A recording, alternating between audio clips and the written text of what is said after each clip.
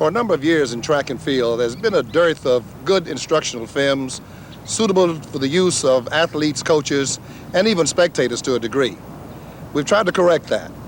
The Athletics Congress, TAC, in cooperation with the Athletic Institute, decided that it was time for a very good video which could be used to demonstrate techniques that both the coach and the athlete could clearly understand and use for instructional purposes. We've collected a group of outstanding Olympic coaches for this task. Stan Huntsman, Terry Crawford, Tom Tellez, Tom Pagani, and Larry Ellis. And it was my pleasure to join this great group of Olympic coaches. The format for this is to present the techniques that are so important to the various components of the event, do some of the skills techniques that are essential, then have some of the ideas which would suggest hands-on coaching for the various events, then some faults that are most common to the events, and then some drills to correct. This is the way it should be for good instructional purposes.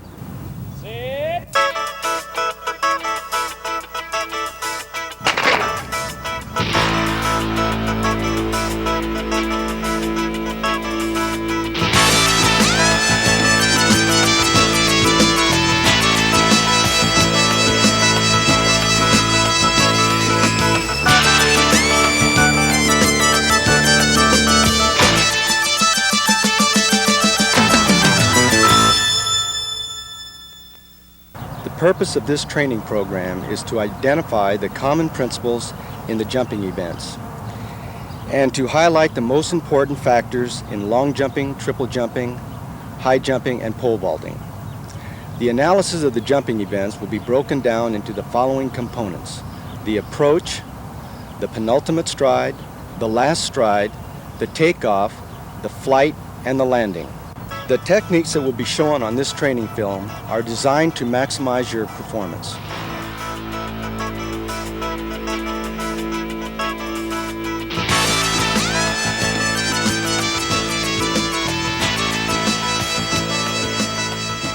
In the long jump, 90% of the success of the jump depends on the speed and consistency of the approach. Much practice time should be spent on developing this consistency. Most mistakes in the approach run occur in the first two strides. There are two methods of starting the approach run which will help develop consistency. The first style is the dead start, or rocking start, where the athlete takes one step backward, rocking to the heel of the front foot before starting the approach. The heel of the front foot must stay in contact with the ground to be consistent. The second method of starting is the two-step walk-in. The athlete takes two walking strides to a checkpoint and begins the run.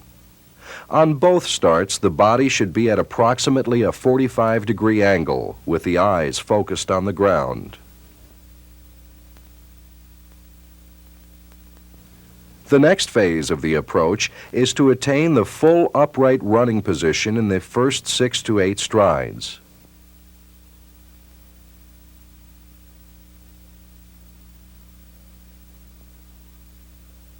The length of the run is determined by the number of strides the athlete takes.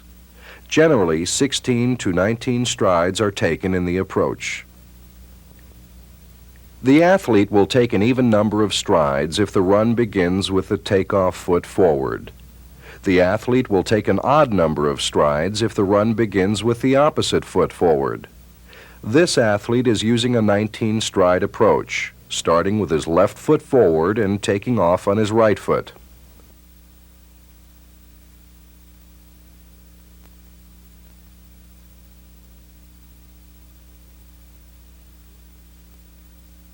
To further establish consistency in the approach, check marks should be determined.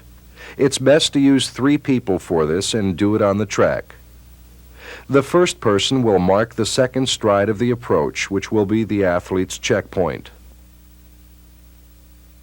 The second person will mark the fourth stride from takeoff, which will eventually be the coach's checkpoint. The third person is responsible for counting the number of strides and marking where the takeoff foot hits.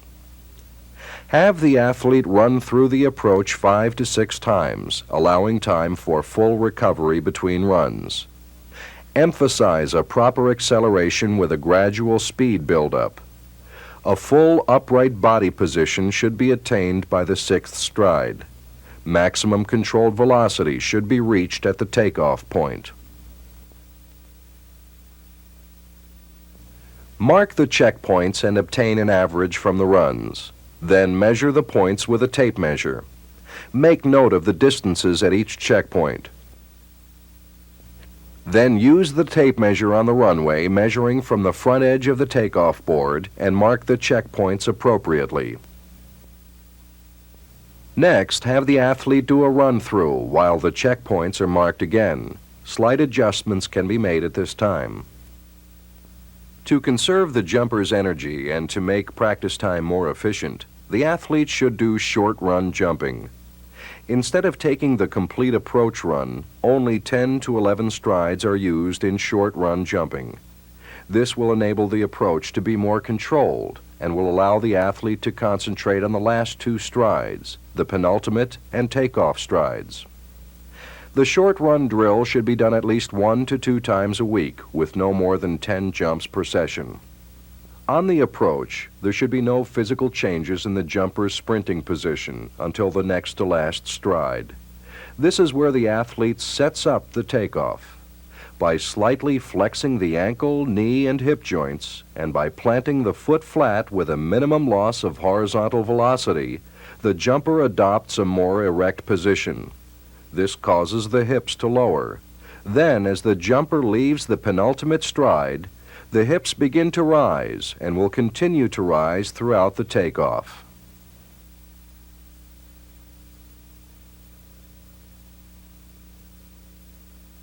Aided by an erect body position in the penultimate stride, the jumper places the takeoff foot flat and ahead of the hips. The position of the body remains erect throughout the takeoff. The athlete should attempt to run off the takeoff foot. Once you break contact with the ground, there is nothing you can do to increase distance. Any technique in the air is to aid balance and prepare for the landing.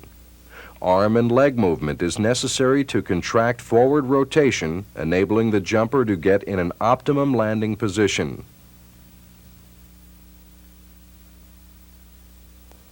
There are 2 different styles of flight, the hang or the hitch kick. The hitch kick is preferred because it counteracts forward rotation better. On takeoff, the athlete continues circling his legs as if running in air. The arms are rotated forward in large circles.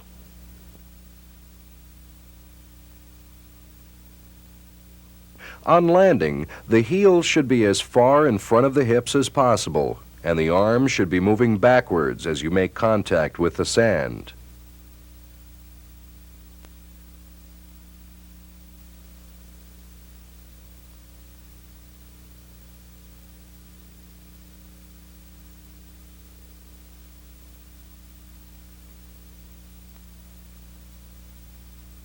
The knees flex to cushion the shock of impact, and the arms should be coming forward and upward to aid the athlete in rotation forward over his feet.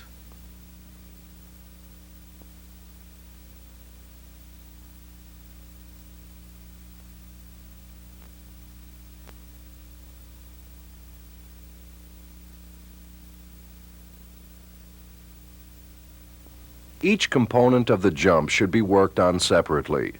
This is a drill to develop the last 2 strides in the long jump. You are duplicating the penultimate stride and the takeoff with a few strides in between to regain balance.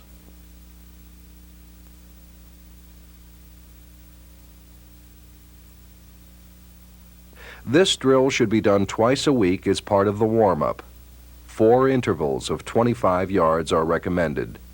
The drill is not done with speed, but with emphasis on rhythm and technique.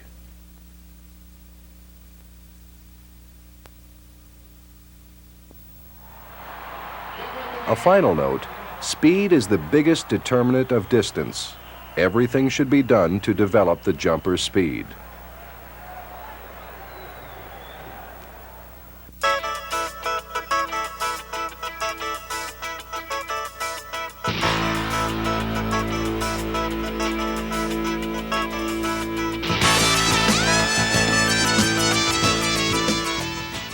The triple jump is broken down into 3 phases. Sometimes incorrectly called the hop, step, and jump, it is actually 3 distinct jumps, and as the long jump, the triple jump is dependent on the speed of the approach and takeoff, and then how it is controlled, conserved, and evenly apportioned over all 3 jumps. The approach to the triple jump is almost the same as the long jump, with maximum controlled speed on takeoff.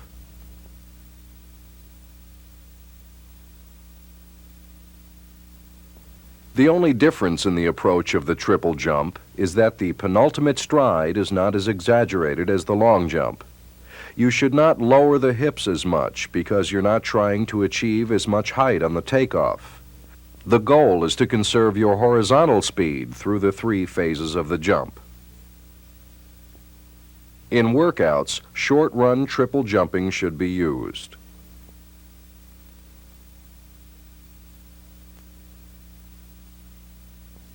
The last stride is the shortest of the approach run. Generally speaking, the strongest leg should be used as the takeoff leg. The foot should be planted flat on the board and directly under the body with the trunk in an upright position. Continue to run off the board.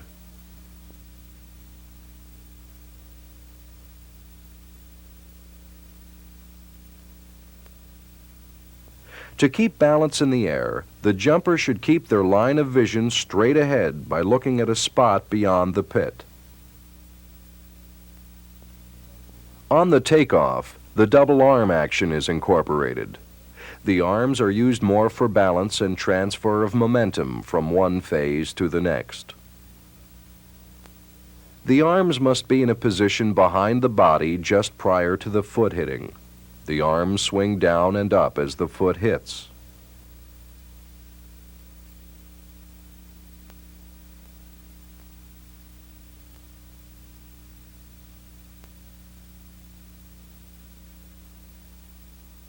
Land with the same foot you take off with on the first jump. Keep the body erect.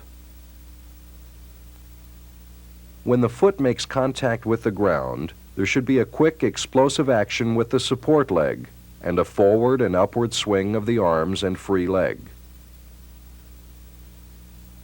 The free leg should be swung and then checked when it reaches hip level. The arms are also checked.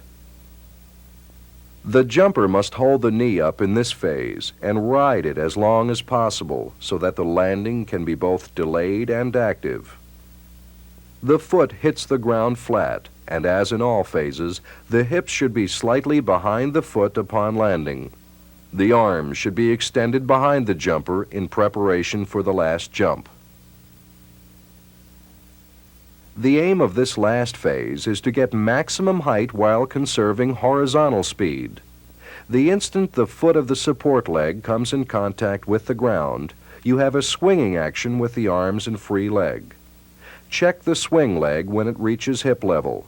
The arms are also checked. Once in the air, the athlete cannot create any more distance, but he must move his arms and legs about the center of gravity to get into a better landing position.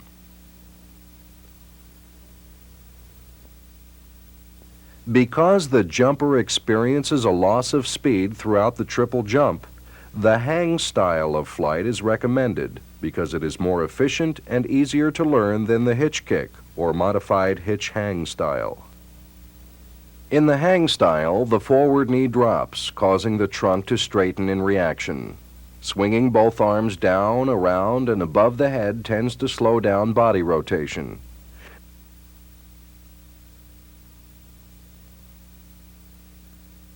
The arms swing down and back just before landing. The knees should bend on contact with the sand.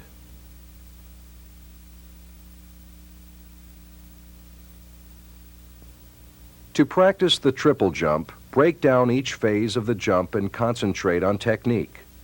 Those can be done at half speed. For example, work on just the first phase of the jump.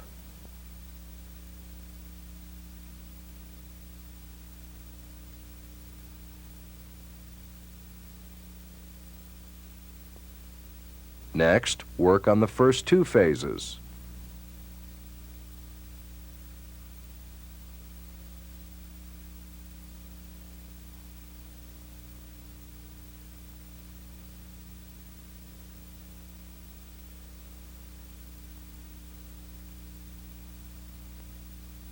Then, work on the last two phases.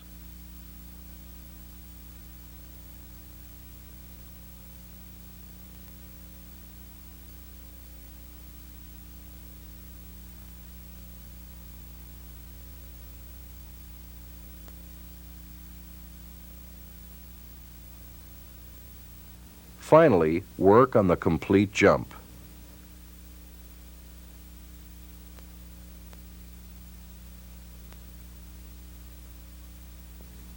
Here are some other recommended drills done on grass. These are plyometrics, or horizontal bounding. The drills are designed to develop coordination and strength and duplication of triple jump moves. These should be done 1 to 2 times per week and should be the total workout for those days. Begin by doing each drill twice over a distance of 25 yards each time. As the athlete's technique and conditioning improves, the yardage can be increased up to 50 yards each time. The first drill consists of right-legged hops, where we duplicate the first phase of the triple jump. Emphasis should be on coordinating the leg, free leg, and the arms. The foot must hit flat.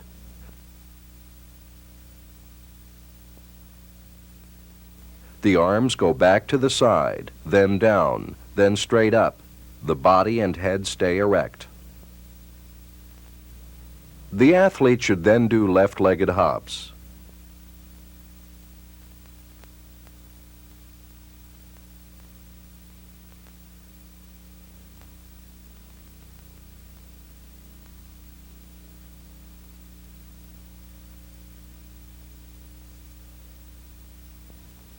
The next drill consists of right, left foot bounding, which emphasizes the first and second phase of the triple jump.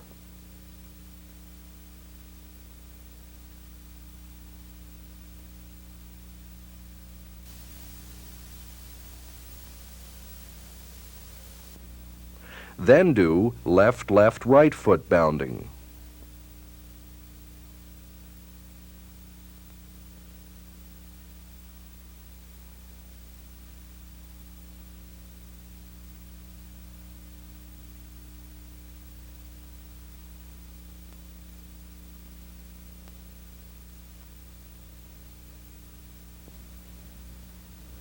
The next series is right, left, which duplicates all phases of the triple jump, excluding landing.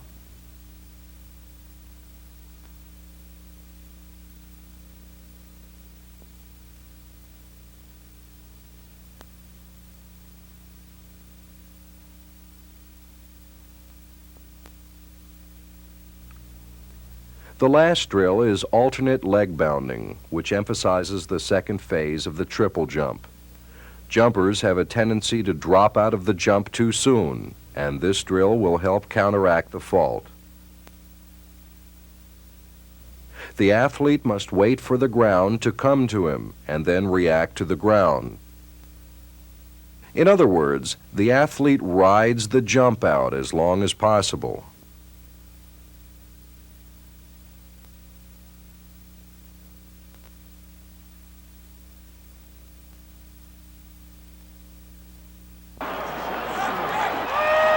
As in the long jump, speed is very important and should be fully developed.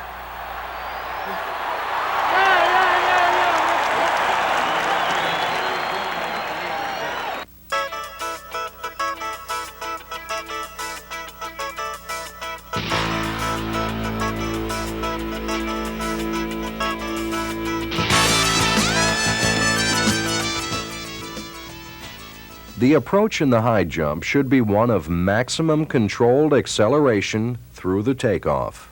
The recommended approach length is 9, 10, or 11 strides.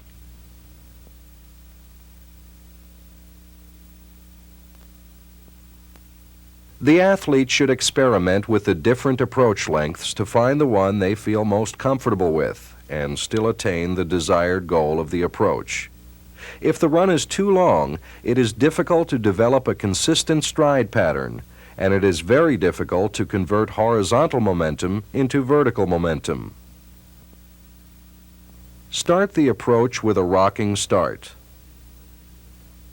In a 10-stride approach, the first 4 strides of the approach are on a straight line. The last 6 are on a curve.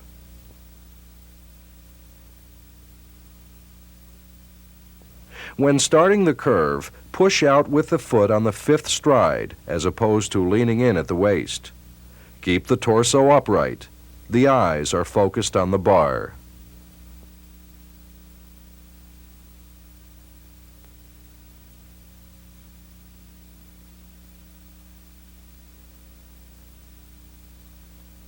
The penultimate stride should be the longest of the last 3 strides. On this stride, there is a settling in the hips and a slight flexion of the knee and ankle. Both arms begin to move away from and behind the body. There is a minimum loss of speed.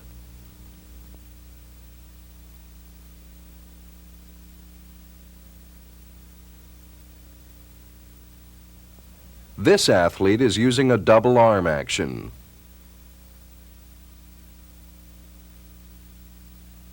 This athlete is using a single arm action, which allows more running speed on takeoff. Experimentation with these arm actions or other suitable methods is necessary to find the technique most suited for you. The last stride is the shortest of the last 3 strides due to a raising of the center of mass.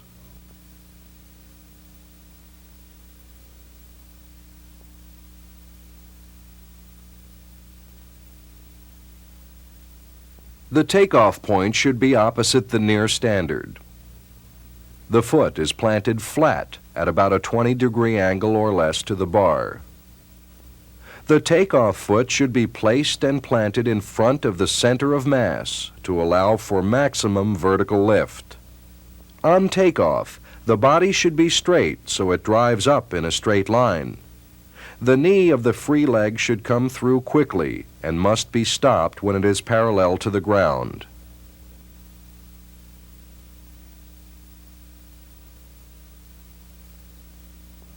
The more transfer of momentum from horizontal to vertical, the more power in the jump. As the jump leaves the ground, the hips turn to get in a layout position. The rotary action will place the shoulders in a position so they lie horizontal to the bar. The back should be arched as it goes over the bar with the arms at the sides. As you clear the bar, your shoulders lower. A flexion of the hips will help the legs clear the bar. If your strongest leg is the left, start your approach from the right.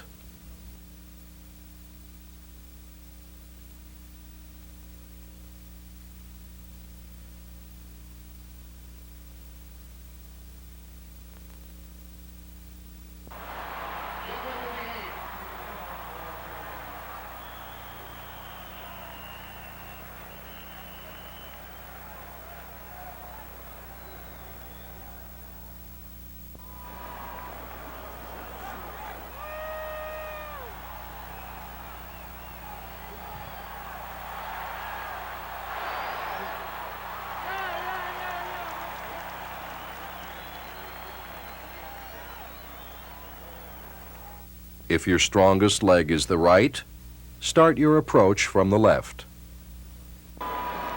Let's review the training points in the performance of a world-class athlete in competition. A smooth, consistent approach run. Slight body lean. Intense concentration with eyes focused on the bar. A pumping arm action. In the penultimate stride, the arms are pulled to the rear in preparation for takeoff. Explosive vertical lift at takeoff. Arched back. The feet in recovery as the head moves upward.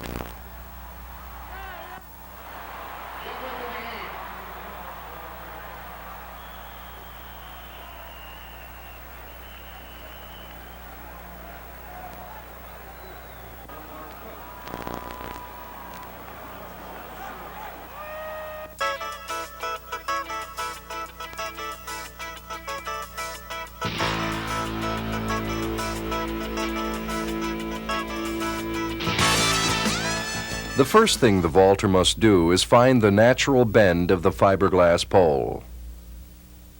By placing the pole on the forearm and letting it roll back and forth, the natural bend will be down.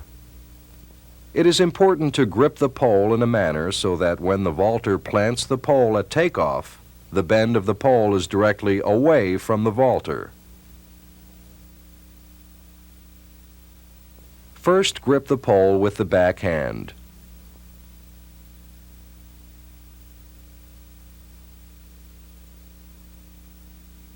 Curl the pole to the neck with shoulders square. Take the front hand and extend the arm as far as you can reach without changing the shoulder position. This is where the front hand grips the pole. Then bring the pole down to your side. This is the proper grip position. How high you grip and the size and weight of the pole is dependent on experience, technique, speed, and weight of the vaulter. You and your coach should determine these factors.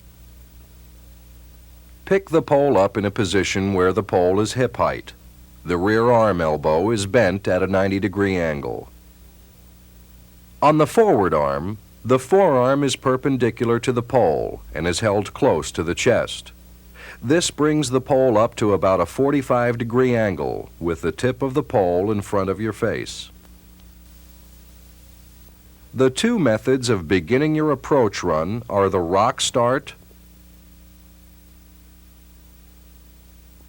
or two-step walk-in. These starts should be practiced alone to develop consistency.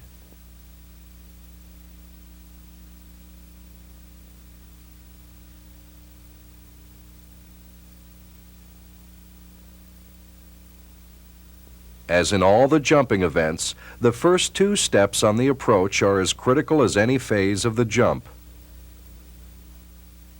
The next drill is a two-step walking plant to develop the correct position of the pole and your body at takeoff. Place the pole on the track and step in as if vaulting. As the right foot comes forward, the pole is curled forward and upwards. As the left foot lands, the right arm is extended directly above the head. The right knee drives upward.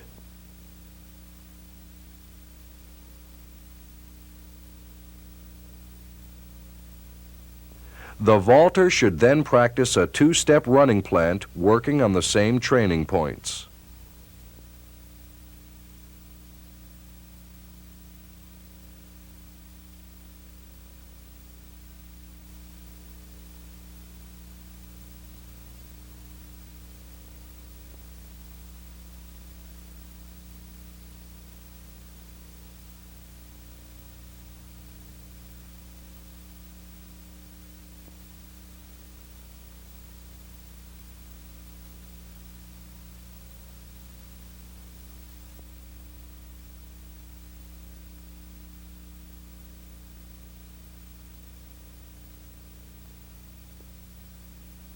Next, have the athlete take a six-step running plant on the track.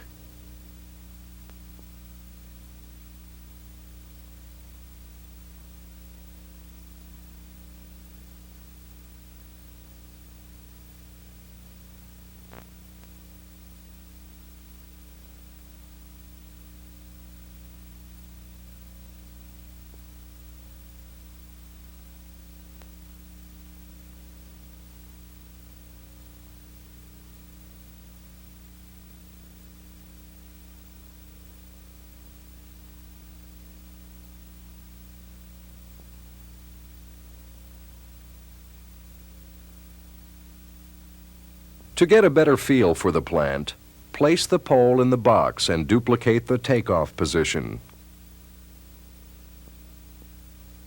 The knee is driving upwards with the rear arm extended straight overhead.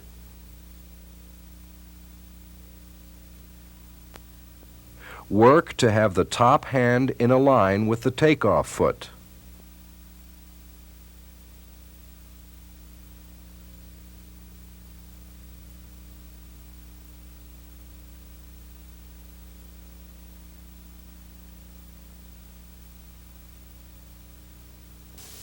The approach run should be one of gradual acceleration, achieving maximum controlled acceleration at takeoff.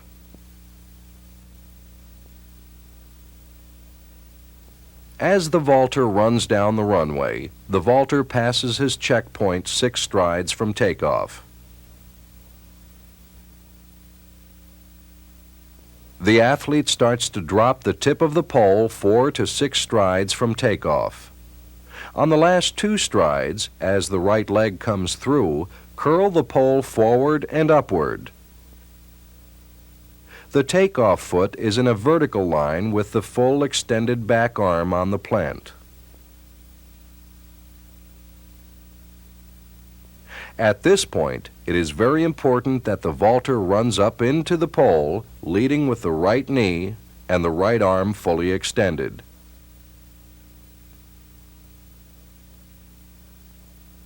You must run through the takeoff to get the pole moving.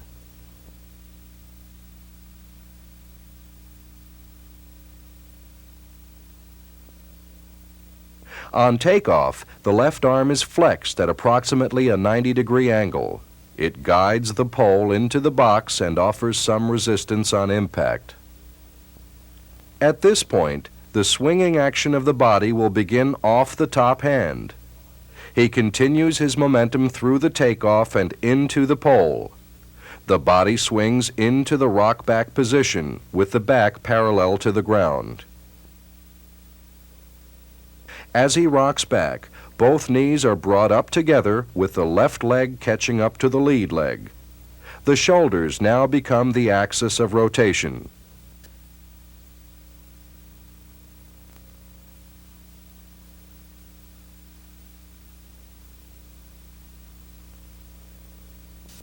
The swing continues through the shoulders until the body is in an inverted position with the feet shooting straight up. The inverted position is maintained until the pole catapults him upward. Then the hips turn to where the stomach is toward the bar. The pole continues to drive the vaulter upward.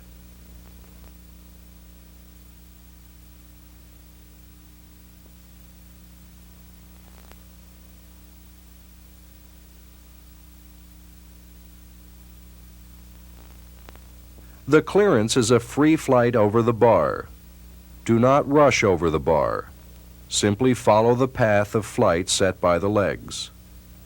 Land on your back.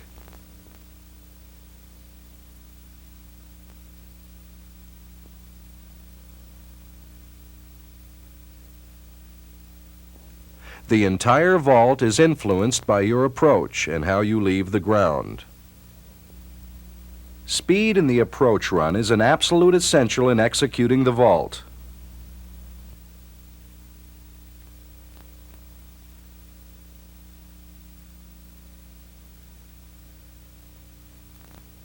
And finally, a special note.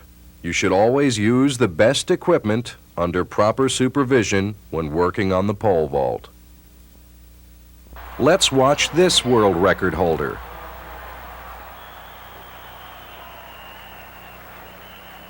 Look for speed and control of the pole down the runway. At the plant, there is a running through the pole. This transfers the speed of the run to vertical lift. The pole is in a flexed position, working for the vaulter. There is an excellent hang position, body turn and handstand, a push away with the arms up, and a landing on the back.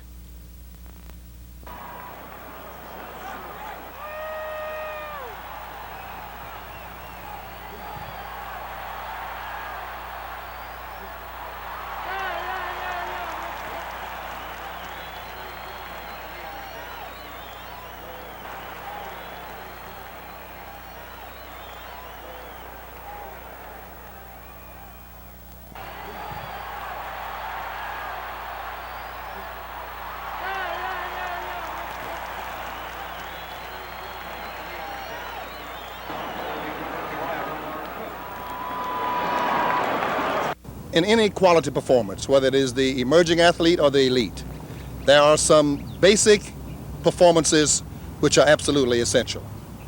What this video has done is to point out what those techniques are and to have some explanations by some outstanding Olympic coaches. It is absolutely essential to recognize also that there are some common faults which will always be demonstrated by athletes, and these faults have been not only pointed out, but some drills to correct have been also demonstrated. So I think it's important that all of these techniques should be applied if you wish to be an elite or an emerging performer.